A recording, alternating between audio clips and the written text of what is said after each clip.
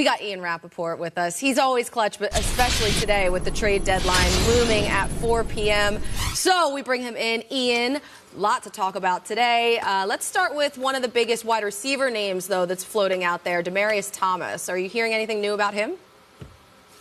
Yeah, I know there are several teams involved in active discussions with the Denver Broncos about possibly trading for Demaryius Thomas. And, he said after the game he thought there was a 50-50 chance of him getting moved.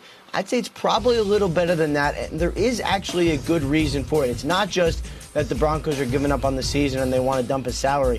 They have a really good player behind him in Courtland Sutton. I know they'd like to get him on the field.